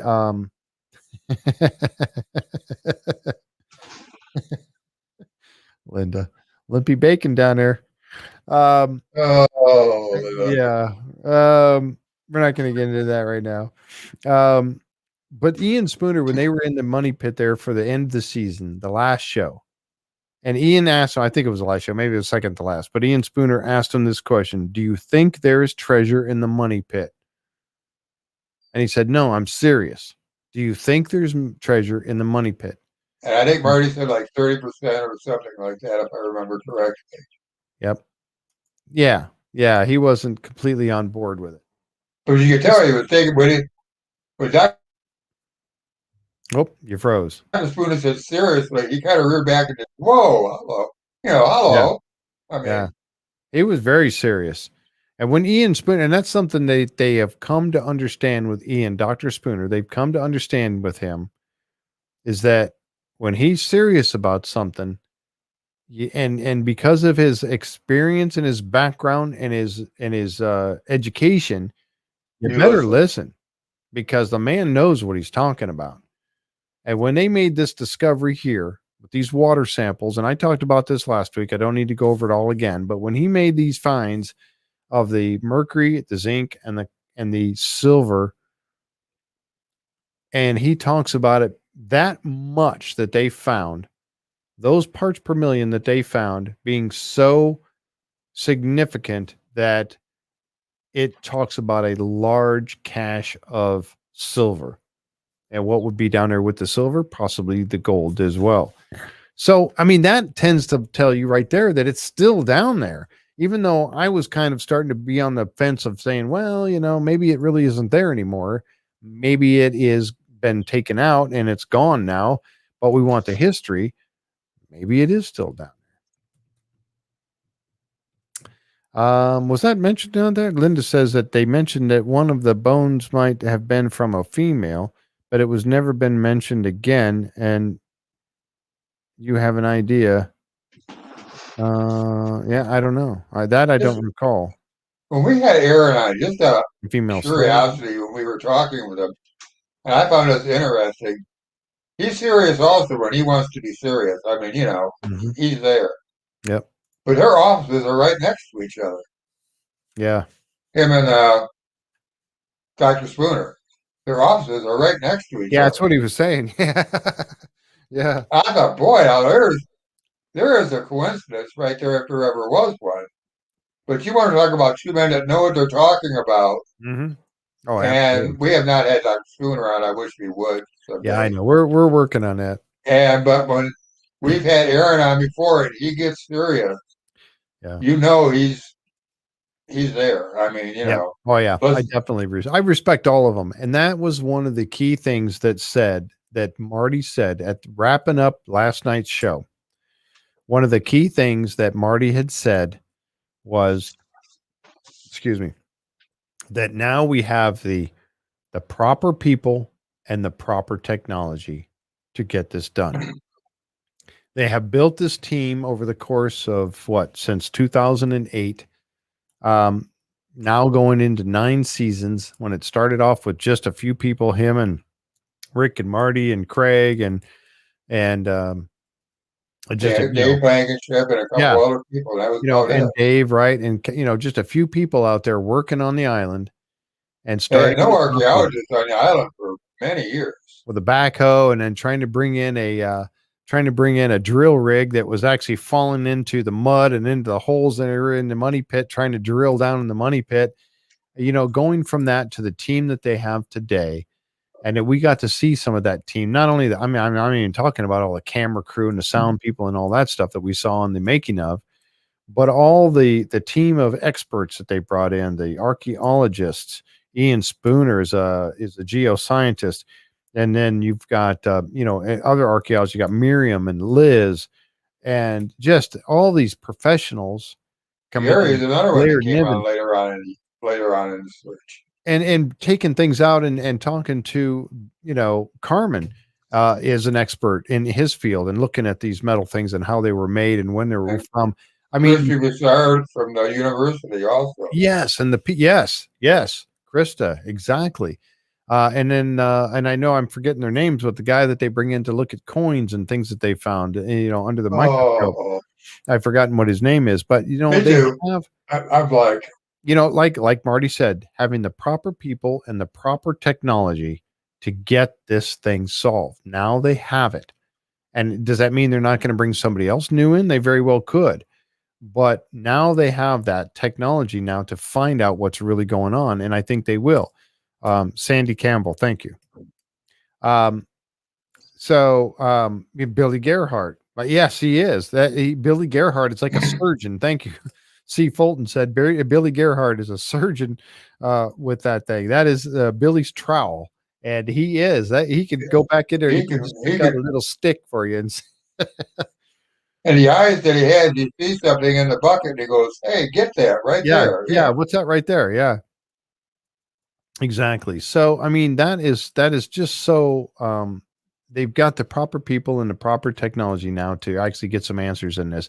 And with Ian Spooner saying that you look at his face. I mean, he's not kidding around. I mean, he is dead serious when he talks about the fact that there is something down there, because nothing else except for a large cache of coins is going to produce what he found in those wells, the wells that were right there in the money pit area. So now, my focus was starting to lead away from the money pit. I was thinking, let's go dig over in the eye of the swamp or whatever. But now it's leading back to that, isn't it? But now you got those tunnels that if that's all flooded down there, and maybe they are missing the point on where that money pit, the money pit is. I mean, they know that's where the original money pit that Chapel found. Well, the Chapel Vault is down there, yes, for sure. And then they're in the right area of where, you got your, Daniel McGinnis and Vaughn and Smith or Ball. Started that digging down there, and they went down all those different levels. That's where it was, but does that mean that's where the treasure is? Was that just a ruse? Some people said it was just a ruse. That wasn't really where the treasure was hidden. Well, if that's all flooded down there, any tunnel that would lead off to maybe where the actual money pit is, where the actual treasure would be found, could be led away from that area a little bit. Maybe it's over towards where Aaron Helton was saying it was off to the west. west northwest from the Money Pit area that they're looking at now. But if that's all flooded with water, that's still going to have that mineral in it. But they found that all right there in that area, those 3 wells that were right there by C1, next to C1, and then also the one that's just a little bit away, a little further away from it. So what do you think? I mean, they don't feel they have enough to do the big dig. They just are not. Oh yeah. No, that's unfortunately, yeah. Craig says they're not ready for it. And the reason they're not ready for it is they need to know where the Money Pit is first. They need to put an X on the ground and then build everything around that. Right. If they can punch down and they can actually pull back up and have some tangible, a coin or a couple of coins, or like remember when the chapel vault, when they figured they hit the chapel vault, when Chapel figured he hit the vault and they brought it back up, they said there was bits of gold on the drill head. And also they found, a piece of chain or something like that, or then the piece of parchment. If they did something like that, then they could, if they hit that, then they could be more adamant about the fact, I think we hit, this is the Money Pit. Now they've got their center to do their big dig. But until they find that, they can't do a big dig. They simply cannot, because they waste all that money, they can't afford, this is the one they can't afford to miss. Exactly. They got to be it. Yeah.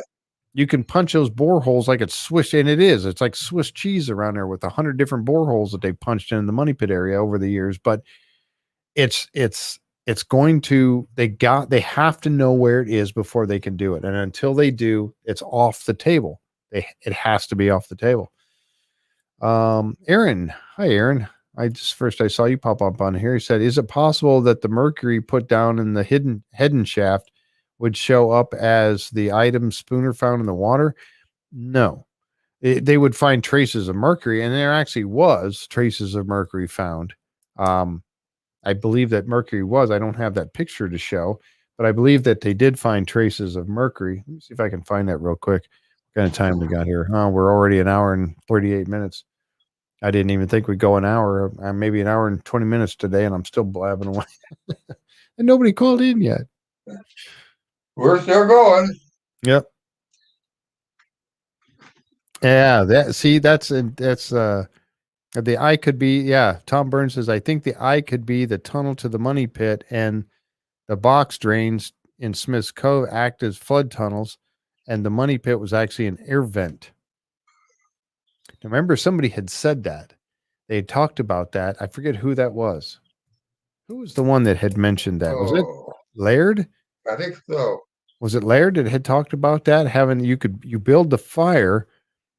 You build a fire down there with underneath at the bottom of the Money Pit. You build a fire down there in that chamber, and that fire, and use the Money Pit as the chimney.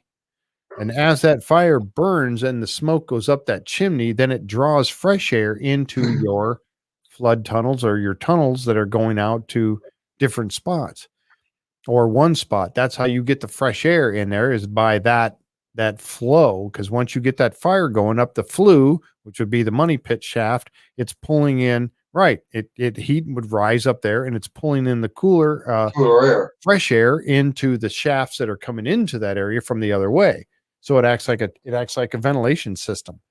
You're exactly right. And that's how that works. And one of them, I think it was Laird. I'm trying to think of who actually talked about that, because that heat rises and creates it. Yep.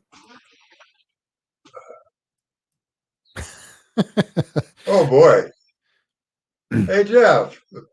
Yeah, I'm making up my own story. I don't know. I remember somebody was talking about that. I was astounded. I had not thought of that. I forget who it was. Who was that, Linda, that was talking about that on the show? It was on one of the people that I was interviewing. Deidre says Tony thought it was an air vent. Who did? Tony. Oh, was it Tony? I don't remember. That's what Deidre says, anyhow. Yeah. Yeah, Deidre says. Carmen agrees with you, though.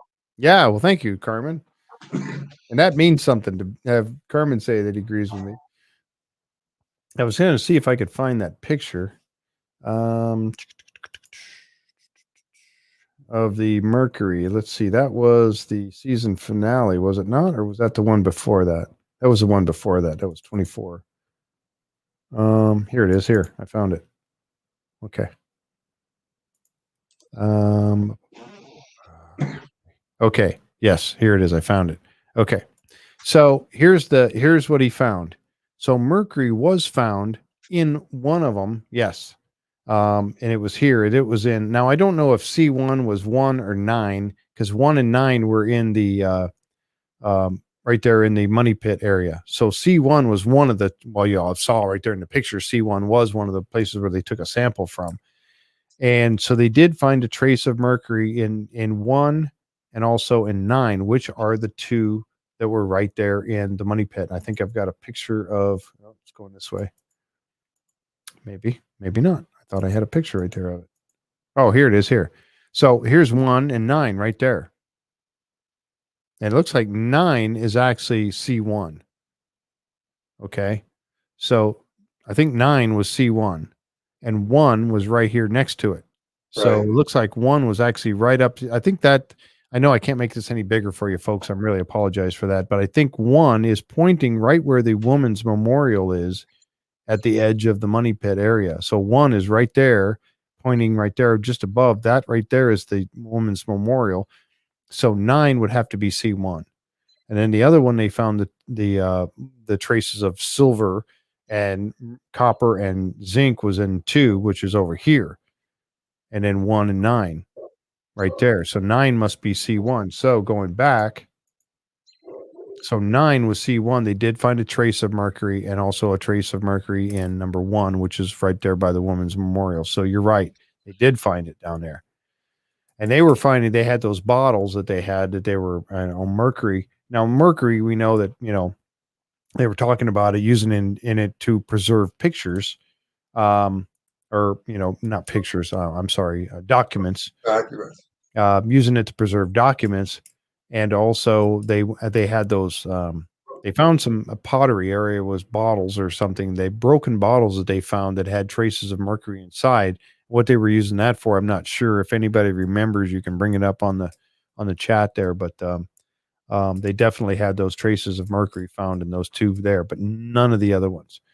And that was the other key point about that too, was that none of these other wells that they had taken samples from, the wells that I didn't even know existed at the time, all these out here, they did not find any traces of that mercury, or I'm sorry, they did not find any traces of the other elements. And look how many they tried, but they didn't find this. So in number 3, they did find a little bit of zinc and some copper and a trace of silver in 2, but they had just these copper and the zinc and a little bits of in the other one, but no traces of silver except for 1, 2, and 9.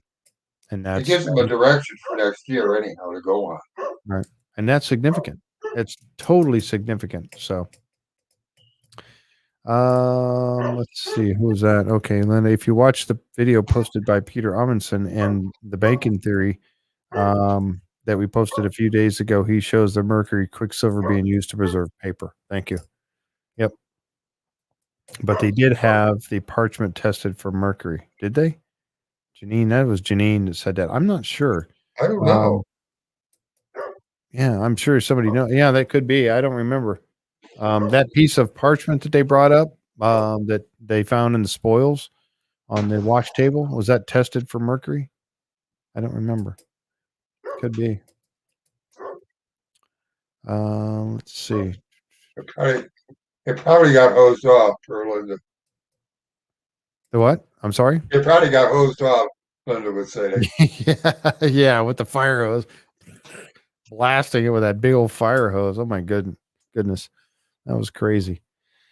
Well, I tell you what, folks, I'm, drilling down is over and the season is over, but you know what? We're going to have a lot of cool stuff going on throughout the summer months, and we're going to see, who can come and join us. We're still going to be talking to some of the crew. We've talked to a few people about coming on. We're going to see about getting Carmen back on again sometime. We love it when Carmen joins us. And again, thanks, Carmen, for being in the chat here today. We love it when you come by. But we'd like to have you come back on the show sometime over the summer months. But now that I'm sorry, go ahead. What was that?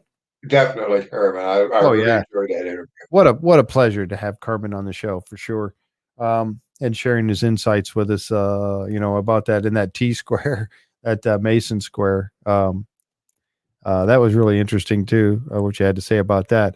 I think you're right. I think Don Brent's mentioned that could be used to preserve a body. Francis Bacon. I think folks, I think there's enough people researching and looking into the whole Francis Bacon that we're gonna see some interesting things come about with him in the future. A lot more than what and we're in this Saturday, coming up this Saturday at 2:00. We're going to have Jake Roberts on, and Jake's going to be talking about Sir Francis Bacon. That's one of his main talking points. Yeah, and I tell you, it's going to be interesting to see what he has to say about that, and it's going to be interesting to see what comes up in season 9 of The Curse of Oak Island for Sir Francis Bacon. I think you're going to be pleasantly surprised about some of the theories and whatnot that are going to be told about that man. He definitely had a large part, not only at Oak Island, but Nova Scotia. I'm going to leave it at that for right now. I'm not going to talk too much about that, but there's some interesting stuff happening with him and the people that are really researching into that whole thing. It's going to be, and there's other people too. James Anderson. Just some interesting stuff and having to do with the little, the area, I should say, going up into Nova Scotia. There's going to be some interesting stuff coming out. That's all I'm going to say. We'll leave it at that. We'll let the theorists talk about it when they do. But Sir Francis Bacon, you're going to hear more about that now. Where it's going to be like. Yeah. So I'm old school. I got my calendar right here. So we do have some interesting folks coming up. We do have Jake Roberts is going to be here with us on this coming Saturday at 2:00. We're going to have Jake. And then, as you well know, we're going to be talking about Skinwalker Ranch a little bit coming up on the Wednesdays at this time slot, the Wednesdays at 7:30. We're going to be talking about that a little bit. And then later in the summer, we're going to be going on to some stuff about Beyond Oak Island. We also have with Beyond Oak Island, we have Holly and Warren, which were on Beyond Oak Island. They were with the Jesse James, that whole talking about Jesse James. They're going to be coming up on the 12th of June. I look forward to that one. And then some of our friends from Team Templar are going to be coming back. A couple of them, Sean Williamson. We're going to have him back. We've got some interesting folks coming up here over with Gretchen Cornwall and Sean Williamson. Like I said, they're going to be coming up in June also. And I'll even throw out there that we're even going to have, you guys remember I think it was my very first interview that I did on this show when we started this group, The Curse of Oak Island and Beyond. The very first interview that I did was with a young man. I say young man because I'm old. I can say he's a young man. I understand. Remember Christian Roper? He was on the very first Beyond Oak Island talking about Lafitte. He's coming back. He's going to come back and talk to us again. He has that man has got a lot of interesting things that he's been working on over the course of the last 6 months and going into the summer. And he's got some stuff that, he's coming back on. He's going to be talking about some new things that he's working on. Documentary. It's going to be interesting. So we're going to find out more from him. And again, like I said, Warren Gettler and Holly Remkes. Is that how you pronounce her last name? Remkes? I'm sorry, Holly, if I'm mispronouncing that. I apologize.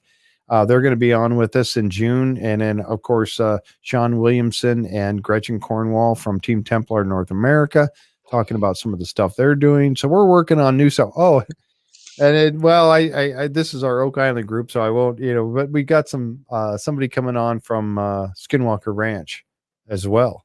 So, but I'll leave that out there as a teaser for now. So, but yeah, so some interesting folks coming in to talk with us, and again, as we get closer through the summer, we got the folks, cast members from the Curse of Oak Island will be coming back and joining us again. One of them, of course, Matty Blake will be coming back.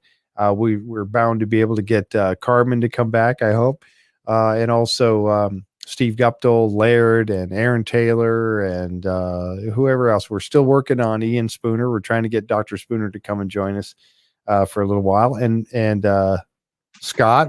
We'd love to have Scott Barlow join us as well, but I don't know. We'll work on that. So, yeah. So hopefully, Dragon would be good. We'll see, John. I'd like to talk to Dragon.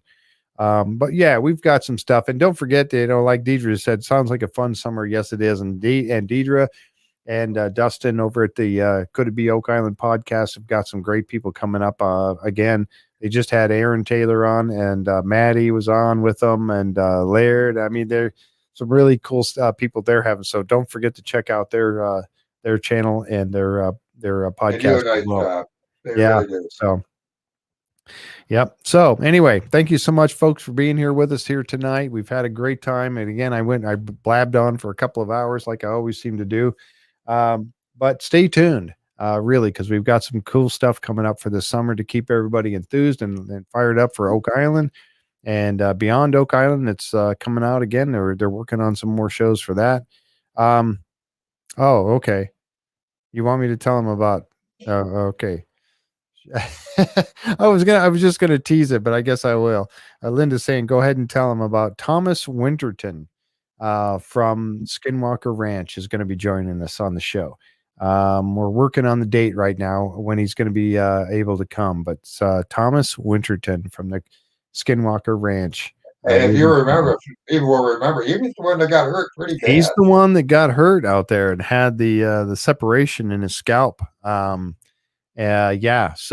but he's on there. He's on the ranch all the time. So so we're gonna be talking to him. Oh, okay, he's in our group and has given us the go ahead. Okay, good. So we're still working on that date. So he's gonna be with us, and we're gonna try to see if we can. I'd love to talk to Dragon. I really would. I would love to talk with him, and of course Travis. Again, Travis, we'll see. That one might be a little bit harder to nail down. If we could get him, that is a combination right there too. Yeah, I know. Yeah. So maybe we can, if we do a good job with Mr. Winterton, then maybe we could get Dragon on too. So we'll see.